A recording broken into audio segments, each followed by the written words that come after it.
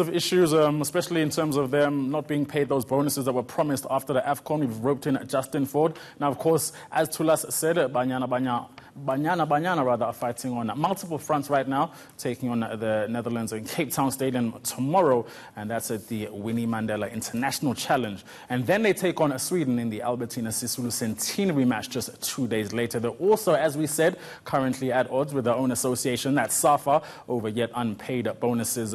And that comes for coming second at the recent Women's Afcon. Now, to unpack all of that, we've roped in our own colleague, Justin Ford. Afternoon, Justin. Welcome back to the show. Now, let's address the elephant in the room straight off the bat. SAFA made a very public commitment to pay 2.4 million rand to Banyana. You know, a check was handed over at Ora Tambo. That translates to about, 115,000 per player for the Afcon exploits. And now we hear SAFA will finally reimburse them on the 15th of February. So what are you hearing on your side? Well, yeah, good afternoon, Sandile. Thanks for having me. Look, ultimately, you know, a lot has been spoken about this week with Banyana Banyana out here in Cape Town.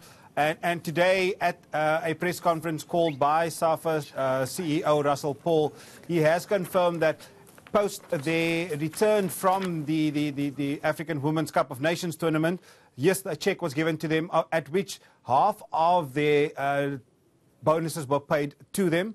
Following that, a commitment was made for the second half of to be paid on the 15th of February. SAFA then basically explaining that at the end of the day, the festive period, you know, the offices were closed and there's been a delay in the payment. The players then spoke out to their team management and addressed this with Russell Paul and admit that there was a problem on their part and, you know, that they failed the team. The team has mentioned that, you know, there wasn't threats that they were going to strike, but they have this, you know, they were just unhappy about this. In fact, the 15th of February payment that you speak of was not something that the players were happy with. And in fact, Russell Paul committed today that the players, in fact, will get paid today. 100% now. We know that SAFA lost about 18 million rand in the last fiscal year. What are the reasons you're hearing in terms of these late payments on the 15th of February?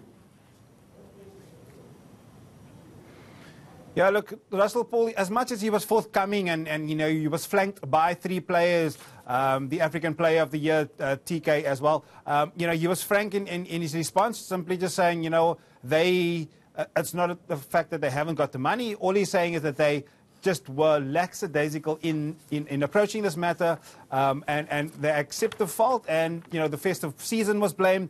The SAFA offices only opened on the 14th of January again, but thankfully they were able to come to some form of agreement this week and get the players paid. And you know, it's sad that the disparity between, you know, males and females, and let alone the fact that these ladies unfortunately haven't received all their money that was promised last year already.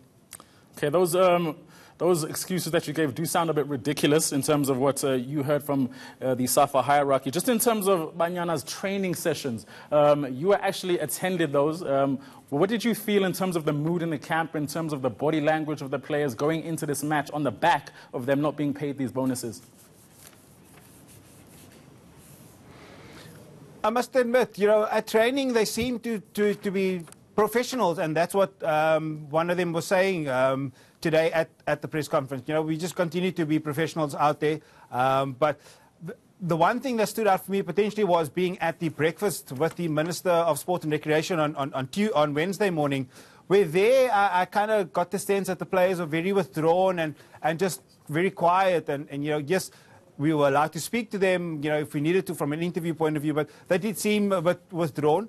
But you know, post the conversation that was had today, we feel that, you know, the players are out there and they are happy with the fact that them and their employers have come to that agreement. So time will tell, and you know, we will hope to see them in good stead tomorrow night, or at least tomorrow afternoon against the Netherlands at the Cape Town Stadium. Interesting you should speak of time. I've got about 5 more questions that I wanted to ask you, but my producers in my ear telling me we're unfortunately out of time. That was Justin Ford talking to us about the upcoming Banyana Banyana fixtures. That's against Netherlands and Sweden. And, of course, the bonuses that will only now, the second half of them, will only now be paid on the 15th of February. That's your sports. Here's Tulasizwe.